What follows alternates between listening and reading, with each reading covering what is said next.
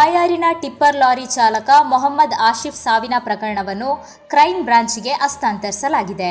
ಸಂಬಂಧಿಕರು ಪೊಲೀಸರ ವಿರುದ್ಧ ಬೆರಳು ತೋರಿಸುತ್ತಿರುವ ಹಿನ್ನೆಲೆಯಲ್ಲಿ ಕ್ರಿಯಾ ಸಮಿತಿಯನ್ನು ರಚಿಸಲಾಗಿದೆ. ಆಶಿಫ್ ಅವರ ತಾಯಿ ಸಕೀನಾ ಮುಖ್ಯಮಂತ್ರಿ ಹಾಗೂ ಉನ್ನತ ಪೊಲೀಸ್ ಅಧಿಕಾರಿಗಳಿಗೆ ದೂರು ನೀಡಿದ್ದು, ಪುತ್ರನ ಮೇಲೆ ನಡೆಸಿರುವ ಹಿಂಸಾತ್ಮಕ ಕೃತ್ಯಗಳನ್ನು ತನಿಖೆಗೆ ಒಳಪಡಬೇಕೆಂದು ಒತ್ತಾಯಿಸಿದ್ದಾರೆ. ಕಾಸರಗೋಡು ಎಸ್ಪಿ ಪ್ರಕರಣವನ್ನು ಕಾಸರಗೋಡು ಜಿಲ್ಲಾ ಕ್ರೈಮ್ ಬ್ರಾಂಚ್ಗೆ ಹಸ್ತಾಂತರಿಸಿದ್ದಾರೆ.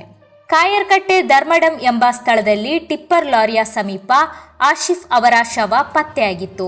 ಶವದ ಸಮೀಪ ಪೊಲೀಸ್ ಲಾಠಿಯೊಂದು ಕೂಡ ಪತ್ತೆಯಾಗಿದೆ.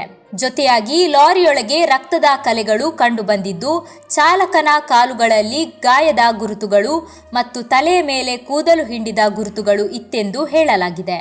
ಹೊಟ್ಟೆಯ ಮೇಲೆ ಬೆತ್ತದಿಂದ ಹೊಡೆದ ರೀತಿಯ ಗಾಯದ ಗುರುತುಗಳು ಕಂಡುಬಂದಿದೆ. ಗ್ರಾಮಸ್ಥರ ಪ್ರಕಾರ ರಾತ್ರಿ ಸಮಯದಲ್ಲಿ ಈ ಪ್ರದೇಶದಲ್ಲಿ ಪೊಲೀಸರು ಮರಳು ಕಾರ್ಮಿಕರ ಮೇಲೆ ದಾಳಿ ನಡೆಸುವುದು ಸಾಮಾನ್ಯವೆಂದು ಹೇಳುತ್ತಿದ್ದಾರೆ. ಆಶಿಫ್ ಅವರ ತಾಯಿ ನೀಡಿದ ದೂರು ಪ್ರಕಾರ ಅವರ ಮಗನ ದೇಹದ ಹಲವೆಡೆ ಲಾಠಿಯಿಂದ ಹಲ್ಲೆ ಮಾಡಲಾಗಿದೆ. ಈ ಪ್ರಕರಣದಲ್ಲಿ ನ್ಯಾಯ ದೊರಕಿಸಿಕೊಡುವುದು ಸರ್ಕಾರ ಮತ್ತು ಪೊಲೀಸರ ಆದ್ಯತೆಯಾಗಿದೆ ಎಂದು ಸ್ಥಳೀಯರು ಹೇಳುತ್ತಿದ್ದಾರೆ.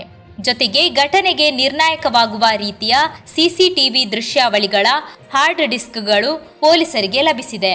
ಅಂತೂ ಆಶಿಫ್ನನ್ನು ಹೊಡೆದು ಕೊಂದಾರ ಎಂಬ ಯಕ್ಷ ಪ್ರಶ್ನೆಗೆ ಇನ್ನೂ ಉತ್ತರ ಲಭ್ಯವಾಗಿಲ್ಲ.